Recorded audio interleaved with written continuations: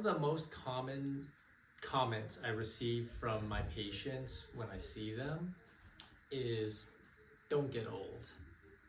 It's usually a response to muscles weakening, knee pain, back pain, gnawing, irritation. It's never quite catastrophic, but it's very inconvenient. And it comes with this foreboding sense of mortality. Things are starting to close up, options are limited in life. And we can't change the chronological aging process. You just can't freeze time. But what I would often tell these patients is, one, I think it's important to try to age with grace and look at it with a lot of gratitude that we can experience these things that we weren't able to experience before in the past.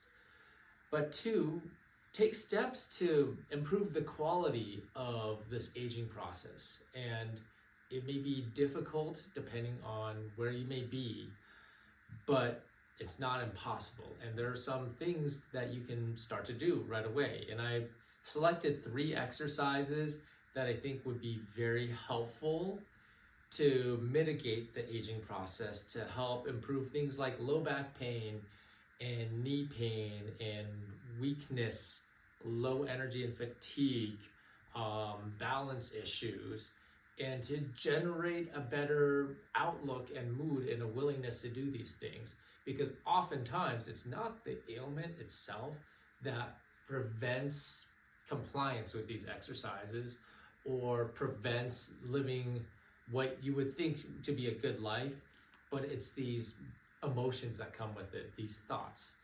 And so part of it is having that gratitude and looking at where you are right now. But the other half of that is finding the right things, because the not knowing can be a little bit more concerning and intimidating in terms of, I haven't spent enough time in the gym. I don't really know what's safe to do. What if I hurt myself more and make myself disabled? Or if you're already having that sense of disablement, what if I make myself even more disabled or need surgery or medication? So the 3 exercises I've selected today are for very specific reasons. And there are many more than 3, but I think these 3 are very essential. So the first one would be the good old-fashioned squat maneuver. Squatting is the most essential thing you'll ever do in life. Now, will it always look the same? Are you going to be in a gym with a barbell and 2 45-pound plates on each side so you end up squatting 200 pounds? Absolutely not, unless if you've been very, very skilled and experienced at this. But what I'm getting at is more the essential function of getting out of bed, getting out of your chair, getting up and down off the toilet seat, in and out of the car. These are all variations of the squat maneuver. When you pick something up off the floor, there is some sort of knee bend, hip bend. Now you can hinge, which I'm not going to talk about today, but is also something that's very important. Or you squat. And something that usually happens with the squatting is there's knee pain that people contend with. So the first thing is find the version that fits you. If you're battling knee pain, if your doctor tells you you have really bad arthritis and you agree that you have really bad arthritis and it hurts to squat, I would not make the squat the first part of that exercise. Instead, what would be a very acceptable substitute is the sit to stand maneuver. Now, again, dependent on what kind of condition someone may be battling, this may still be very difficult. Nevertheless, it is essential and must be practiced and be done. So I will show you how I would do the sit to stand and then the squat and certain variations. So number 1, for the sit to stand, you're going to want to find a chair with a firm seat. And you want that chair to be relatively reasonably height, at a relative reasonable height for your legs to be able to push off of. It needs to simulate reality. And from the side profile, what it looks like is I'm going to hold onto my chest here, but this could be changing from person to person. You would bend at your hips, reach back with your butt, and sit. Notice a couple things. Number one, my hips reach backwards, but my knees bend. And as I'm doing that, my chest comes forward. But what doesn't move is my head. My head stays in a line as I come down, and it stays in line with my spine as I come up. It does not usually come like this, where I'm bending and then sitting like so. That is too much hip bend without knee bending. Squatting is both a combination of the knees and the hips flexing in coordination. The other part of the squat from the side profile is that my knees really shouldn't drift this far forward. It's not that that's always a harmful maneuver, but it becomes a lot less efficient and requires significant quadricep strength where there might not be as much as you think. So this is a much less efficient movement that I don't recommend doing as a primary exercise if these are some issues that you're pondering. Rather, sit back, squat back, and hinge at the hips while bending your knees. Something else you can look at from this view is mid-squat. If I drew a line from my chest to the floor, my chest comes over my knees come over my toes.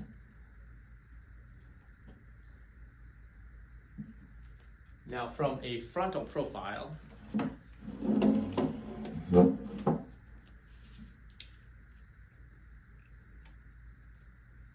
what this ends up being is that same hinge, but what I'm looking for in this plane is for my knees to not be collapsing or going bow-legged. That's a very key thing that can help take care of several items. One, it helps keep your back and your hips in alignment, the knees in alignment, and the ankles in alignment. When the knees collapse into what we call a valgus, if it has a history of tissue damage or irritation, that can further stress it, especially in the presence of a lot of weakness. So I want to be doing it like so rather than like so. Now, a secondary variation to make this a little bit easier is to use the seat surface to help, like so. My hands are now on the chair to help with a push-off. This is if it becomes too difficult to do this maneuver. The other half of this is if that reach is too tough, you may want to hold onto something close by, like a countertop, to help you with this assist. I don't recommend this if it feels too easy, because then you are depriving yourself of the appropriate challenge to stimulate enough muscle activity. The other progression to this is to sit into a hover rather than a full weight bearing sit. My thighs touch the seat surface, but it never actually goes all the way down. You can further enhance this by slowing the rate of the squat and coming out of it. Slowing it down, giving a little pause, and coming out of it. Again, from this perspective, slowing it down, pause, and coming up.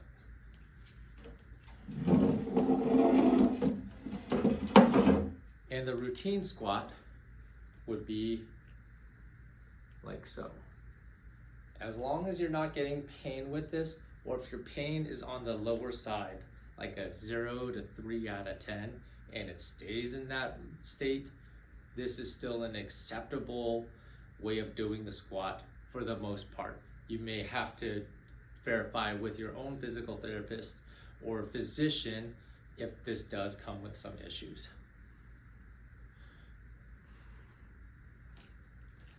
Notice that I do not have to get all the way down here. My squat preference is to get midway. Preference does matter. And the reason why this is so important, other than it being an essential movement, is that many well-validated studies that are longevity studies show that your quad strength is intrinsically tied to morbidity, mortality, cognitive health, cardiovascular health. Having just enough muscle mass to help with that is going to improve and have these protective effects on the body as the cells begin to age. Now, something to help accompany this is the second exercise. It's called the bridge. Now, this one is, there are certain variations. I'm going to go over the most simple variation.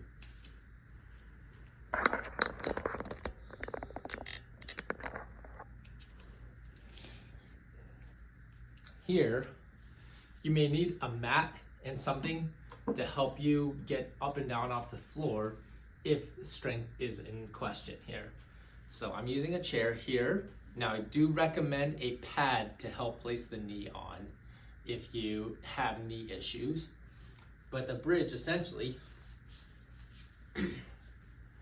you'll be starting on your back. You can put your hands on your chest or on the ground, but you're not pressing off with your arms. You're gonna press into the surface with your feet and your upper back. Brace your abdominals like you're trying to withstand a punch. And you lift your hips up and down, like so.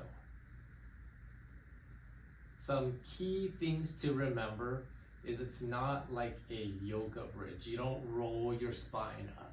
You want to keep the spine relatively the same from when you're down to when you're up. The other part that will apply to every exercise is keeping a cadence of breath with the repetitions. So as I come up, I'm going to breathe out.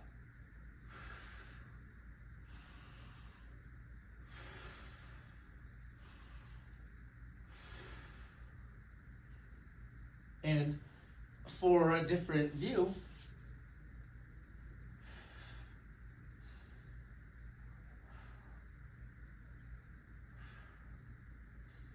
making sure your knees don't collapse or go outward. You're trying to maintain consistency in this plane of vision here.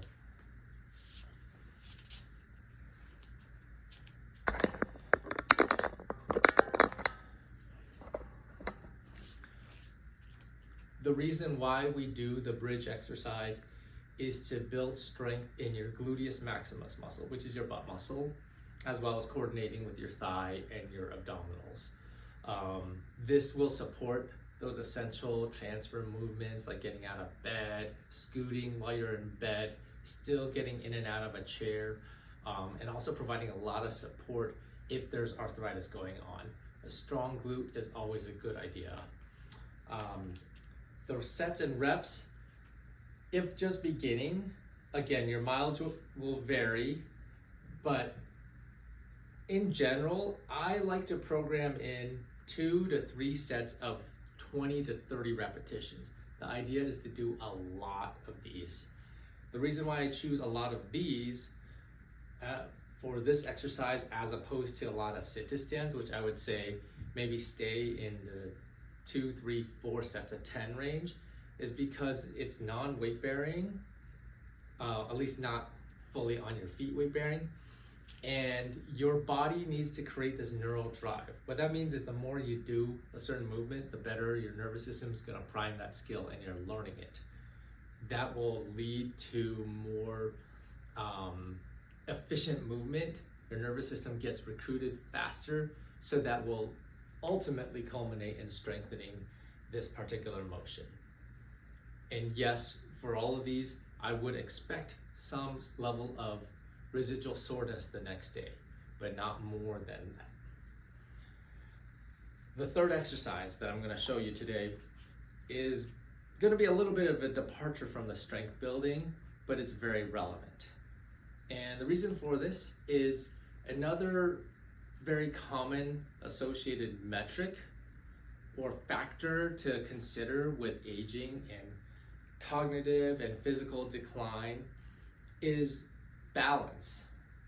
Now, I have a lot of patients tell me, oh, my balance is poor, but what does that really mean? Balance falls on three things. I think of it as like a three-legged stool. One, your equilibrium. If you're getting vertigo, you definitely need to consult an expert, consult your physician, preferably an ENT, but a primary care physician will be able to diagnose this as well as your physical therapy. There are vestibular experts that I do recommend you check in with if this is a recurring issue, but every licensed physical therapy practitioner has been trained in assessing and treating at least what we call benign paroxysmal positional vertigo, or BPPV for short. And if you've really been hearing things around your ears, it would be the crystals in the ear. Aside from that, and that was definitely an aside, you have your equilibrium, your vision. So part of it is maintaining a well-lit environment, especially when trying to navigate your home at night. Night lights are great, and if you have stairs, having bright markers for the front of the steps will be very helpful in preventing any sort of falling mechanisms. And making sure that you have the correct prescription lenses. If you wear contacts, it will be helpful. If you need LASIK, that might be good, but making sure you're on top of that. And the third part of it would be what we call proprioception, and that's what I'm commonly referring to. This does go hand in hand with some arthritis or even just being more sedentary. Our body doesn't get as much input from our external environment, so we don't have to respond to different stressors and movements, and our sense of balance becomes worse. On top of that three-legged stool, I like to use strength to support these things, but balance is primarily a sensory issue.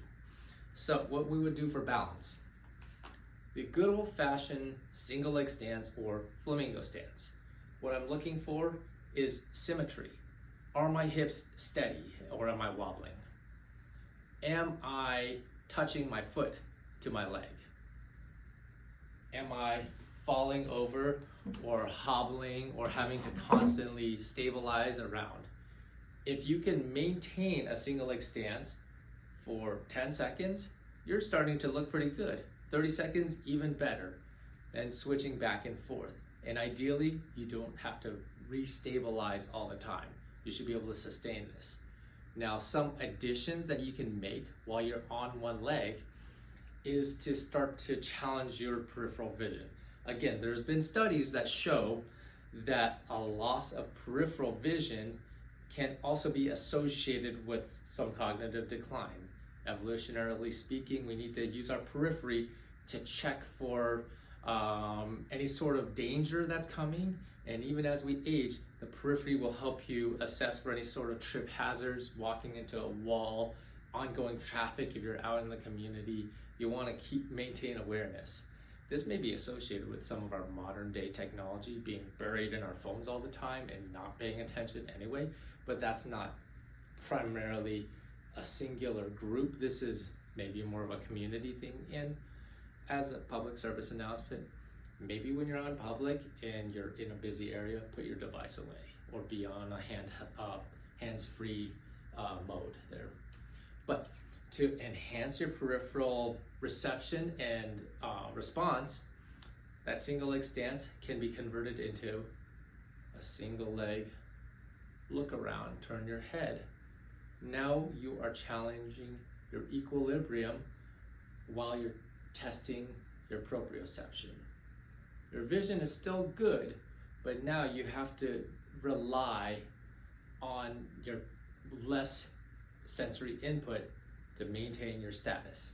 And even what I would consider being under a normal balance condition, I do find myself having to work a little harder to maintain this position. And you will feel this in certain muscles, like in your feet, your calves, sometimes your core or your glutes. But aim for 10 seconds, bring it up to 30 seconds, possibly a minute. And last, to further enhance this, you may try to do an eyes closed version.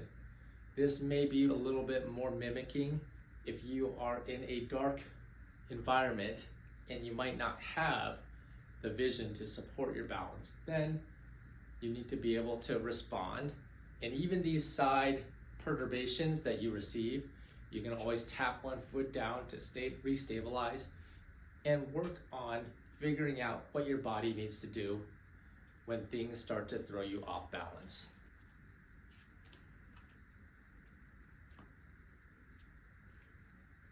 And this becomes a much more advanced maneuver. So, in short, 3 great exercises to help you when you hit that point of questioning what's next and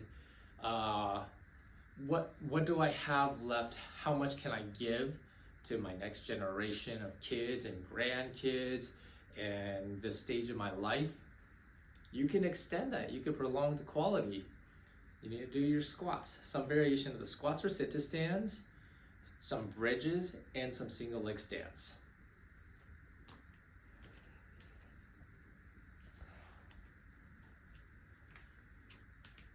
Don't forget, there is more to this than these 3 exercises. I would never recommend that you embark on a new journey that you're unsure about unless if you have thought this through, consulted a physician, physical therapist, but this is definitely something to consider and try. If you do try this on your own, I would definitely make sure you're in a safe environment. What I mean by that, if you are fall prone, make sure your surface has some cushion. Make sure you have something you can hold on to stabilize, and maybe have a device to call emergency if you do fall. And again, this applies mainly if you're fall prone. If you have ongoing joint issues, definitely find the modification that works for you, such as the sit to stand or a supported sit to stand. Try to stay on that bottom third of the pain scale, and modify the repetition to your needs there. If you have any other questions, please leave it in a comment below. Thank you for watching.